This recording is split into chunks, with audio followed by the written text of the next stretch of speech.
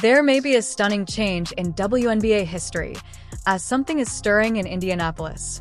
Quiet adjustments in the Fever's front office indicate the unthinkable.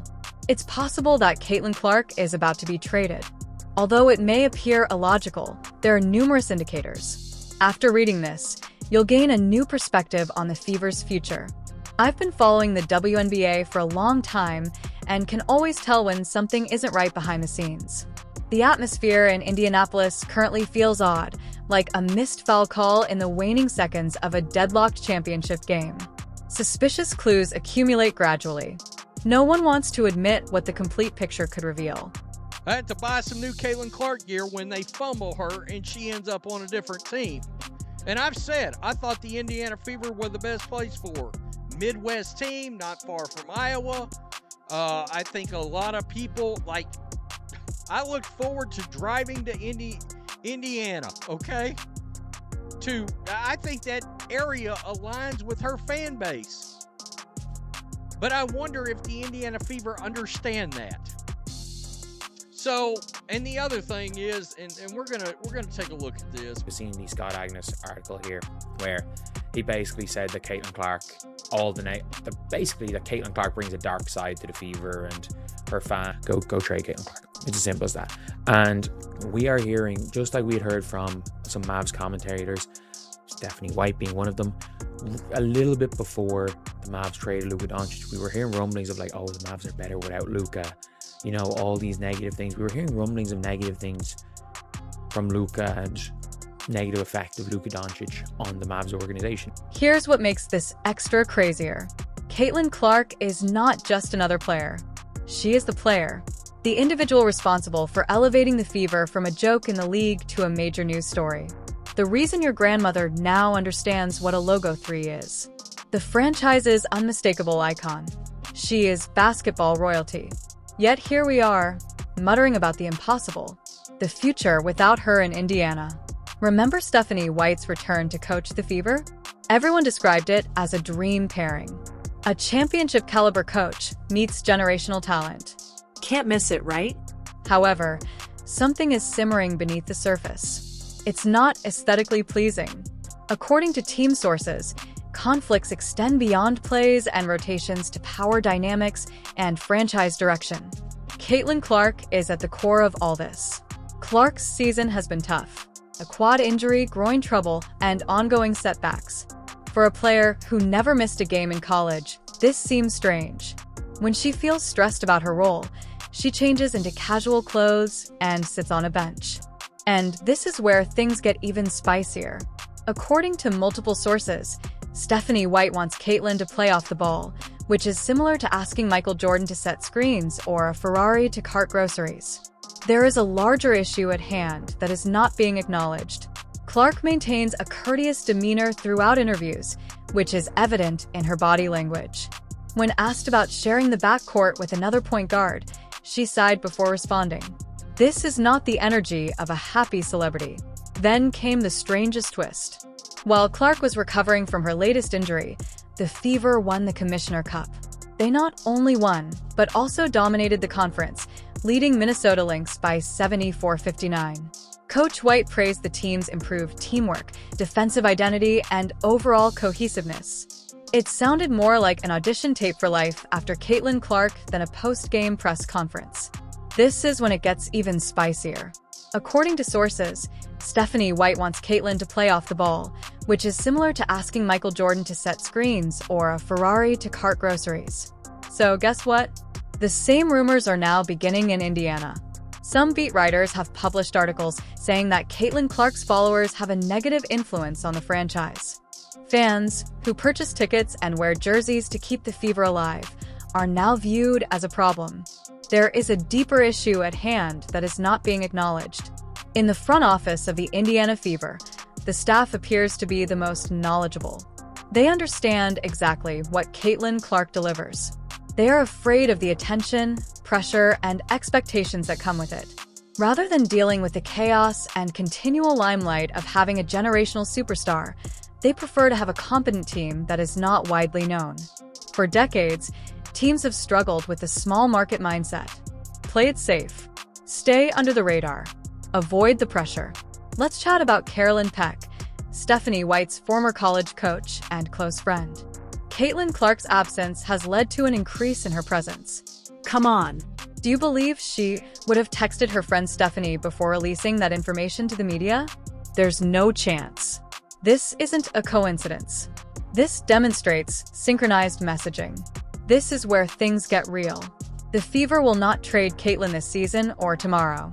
They are too smart for that. Instead, they want to capitalize on the popularity of Caitlin Clark for a few more years while ticket sales remain high. They are discreetly preparing for her escape. The focus is turning away from Caitlin Clark and the Fever and onto Fever basketball. They are gradually developing an identity that is not solely focused on her. When the right time comes, such as when a draft star like Sarah Strong emerges, they may flick the switch. The team will trade Caitlin for draft selections and cap space, with the goal of maximizing future value. Here's the crazy bit. They'll likely convince themselves it's the proper decision. They'll point to the Commissioner's Cup win without her and say, "See, we can win without drama." Buzzwords like team culture and sustainability may sound impressive in press conferences, but they are meaningless in a half-empty arena. This is my main source of motivation. Caitlin Clark salvaged the franchise. Prior to her arrival, the Fever was insignificant, since she performed in front of crowds that would make a tiny library appear crowded. She energized and focused a squad in need. They are now attempting to blame her for the situation. Consider criticizing the Sun for being very bright. What could be more insulting? Her injuries have been managed poorly, with imprecise updates and timelines, and no new harm discovered. What does this even mean? This appears to be legalese, implying a lack of transparency on the situation. During her absence, the team has experimented with lineup changes to see how the squad will perform without her. That is not an accident. That is preparation. It's not just about the Fever. This is about the WNBA. Caitlin Clark is more than just an Indiana star. The WNBA's most popular player has significantly increased attendance, ratings, and national attention. Trading her would not be solely a team issue. The potential for a league-wide crisis exists. Imagine if the Lakers had moved Magic Johnson during his heyday because they couldn't handle Showtime. This is the level of craziness we are discussing. Some argue that their top player would never be traded. Many sports franchises have made similar mistakes throughout history. Teams who prioritize comfort and politics over performance are doomed to regret their actions.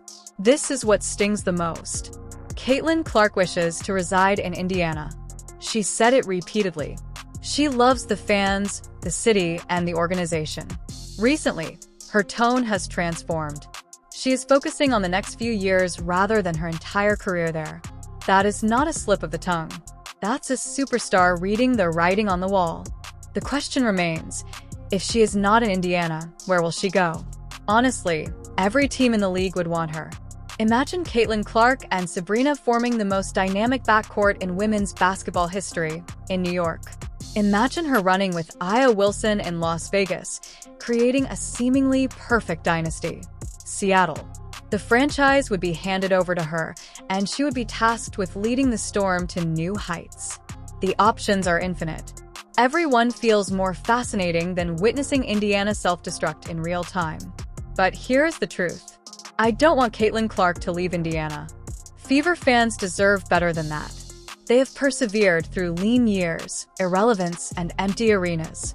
They have earned the opportunity to witness a generational talent develop right in front of them. If the front office continues to treat her as a problem rather than a solution, she may benefit from a fresh start. Here is the irony. The Fever believe they are creating something sustainable. However, they are creating a fragile structure. Perhaps they'll win some games without her.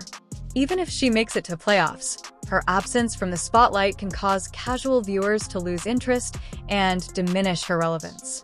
They'll eventually recognize what they've lost. And by then, it will be far too late. This squad has a history of being underappreciated and undervalued. Caitlin Clark's arrival alters their trajectory and reestablishes their significance. However, they still view prosperity as a burden. It's similar like winning a lottery and then whining about the paperwork required to claim the prize. Don't forget about the loyal Fever fans who have been there since the beginning. They deserve better than this passive-aggressive drama. They deserve an institution that welcomes brilliance, not one that avoids it.